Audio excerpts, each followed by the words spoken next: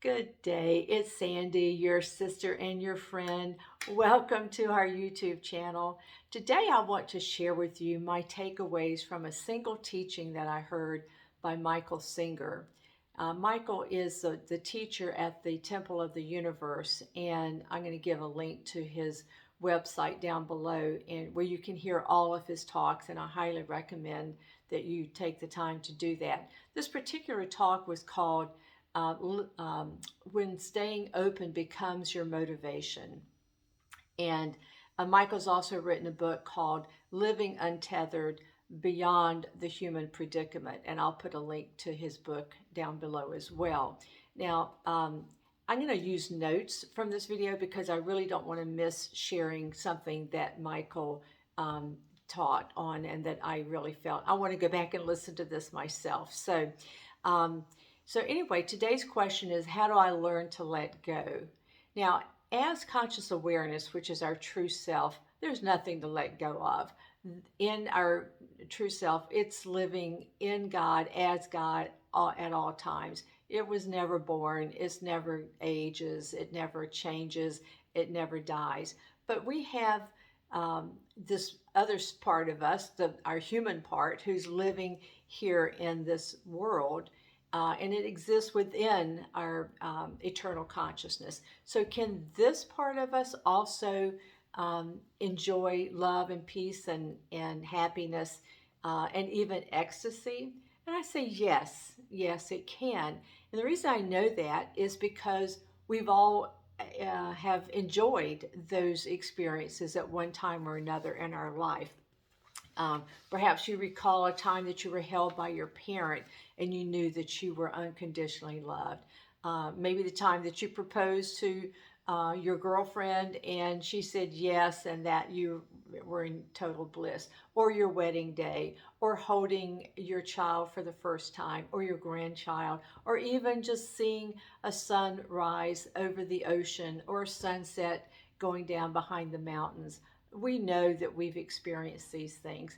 Those feelings of bliss and ecstasy and joy and peace and love, those things still all exist within us. They never left us.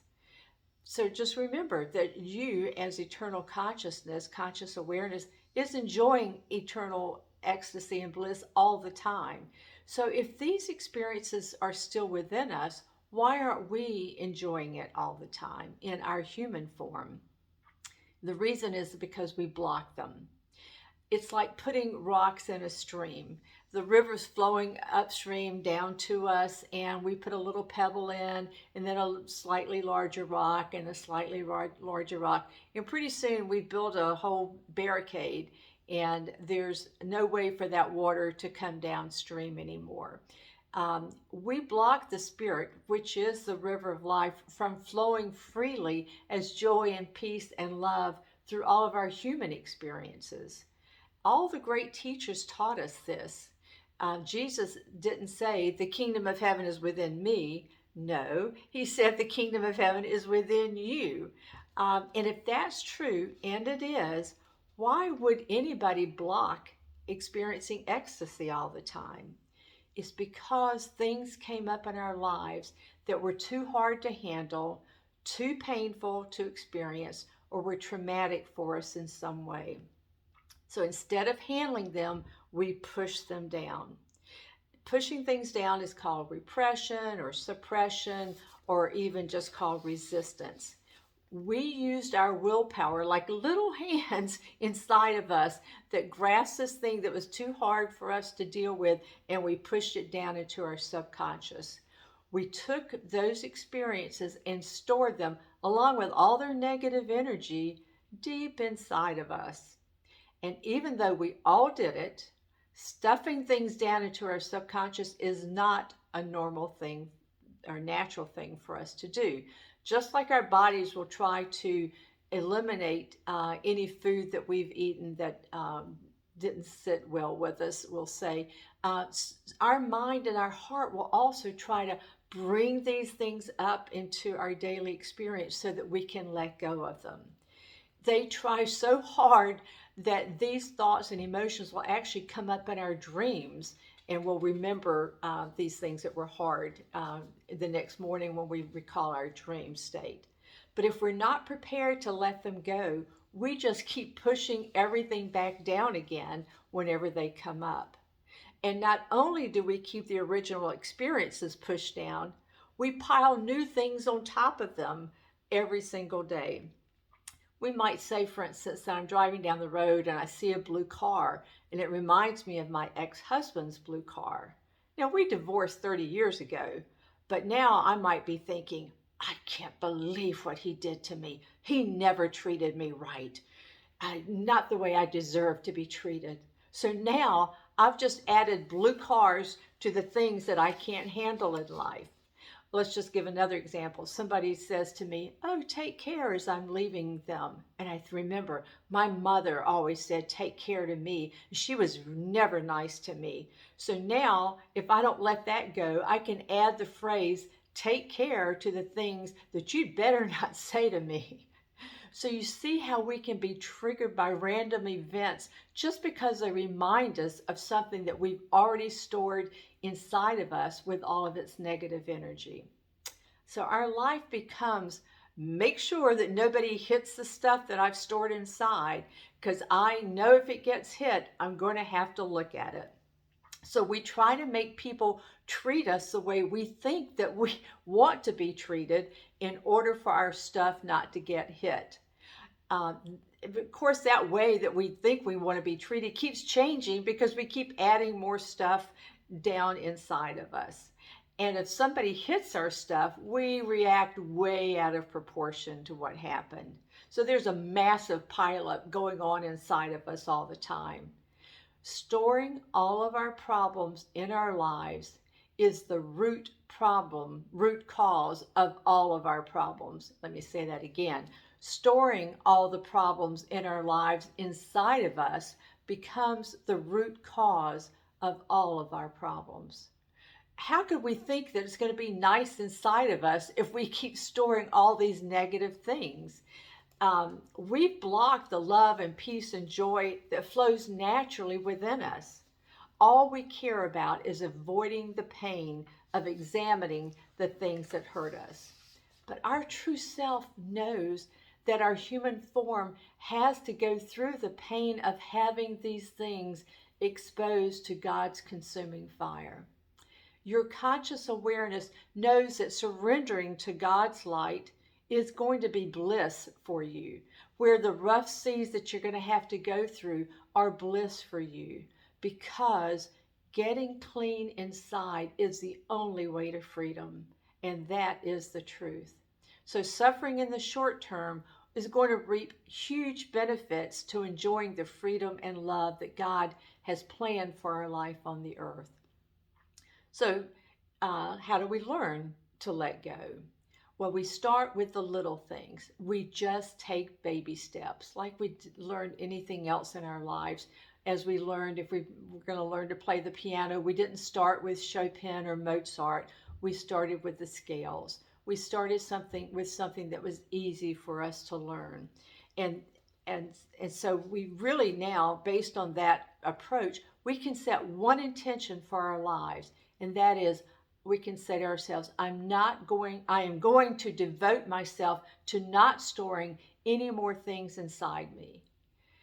I'm going to devote myself to not storing anything else inside of me. That is actually our spiritual walk.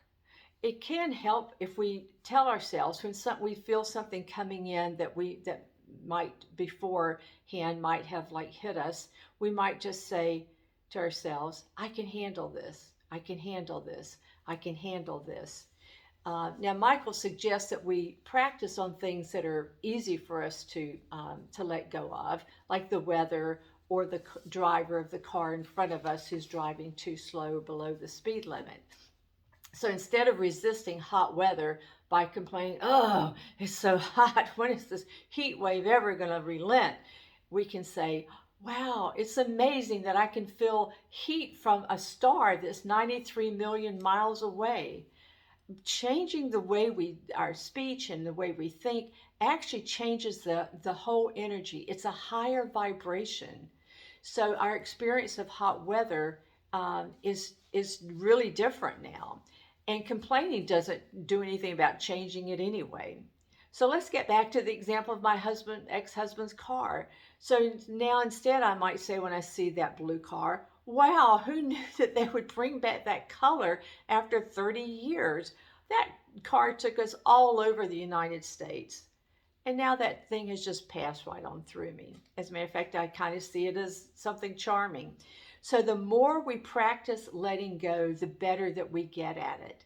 The things that used to bother you won't even bother you anymore. You won't be the same person today that you were yesterday. Because as you become unblocked, you start enjoying unconditional well being. That's God right there. You start enjoying and finding this experience in God to be so pleasurable. You might feel negative energy coming up in a situation, and in a split second, you get to choose whether you're going to let that thing get blocked and give up the love and joy and peace that you're enjoying, or you're just going to let it pass on by. The more open that you've become, the more likely you are to choose openness. This thing isn't worth losing all that you've achieved in enjoying a life filled with love and joy and peace. And that's a really good place to find yourself. Now, a couple of things that might be helpful is maybe spending 10 or 15 minutes in the morning in meditation or in silence, just to remind yourself of your intention to not store anything new inside of you. And you could spend 15 minutes in the evening to review your day. Were there things that you didn't let go of? And if so, practice letting them go right now. Your life becomes one of noticing and releasing these things that are blocking you from experiencing ecstasy and bliss. Well, suppose something comes up that's so big that you're not prepared to let it go. Well, you just do the best that you can do. There's no blame or shame or judgment in this practice. If you blow it, don't worry. Just apologize if you need to, or let things unfold as they will naturally.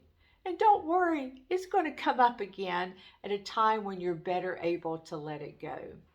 Your ego may try to justify why you shouldn't have to release that thing because it's just too big. It will make up a story to try to excuse or compensate for what you weren't able to do in the moment. Don't resist the ego stories, just notice them. They'll try to shift you off your path of being open. But remember, the universe knows exactly what you're able to handle at any one point in time. Things will rise up in the right order for you to be able to handle them. So just trust your conscious awareness. Well, how does letting go work in relationships? When we choose a person to be in relationship with, many of us choose a friend or a partner because we think that they will meet a need that we have inside of us. And that's not a good way to choose some way to form relationships with people, because everything we need is already inside of us as conscious awareness. It's better for us to choose friends from a place that knowing that we're abundant, not needy beggars. After choosing and knowing a friend for a while, we develop a trust with them. And this trust isn't, I trust that you will always behave in such a way that what you do and say won't hit the stuff inside of me. My friend, that's not trust, that's control. Instead, what we should be able to think towards them is, I trust that you will be you, and if you, being you, hits my stuff, I want to use it to let go of my stuff. We're committed to each other, and I need to let you be you. I may want to talk about the things that I'm having trouble letting go of. I may ask for forgiveness for the times that I blow it.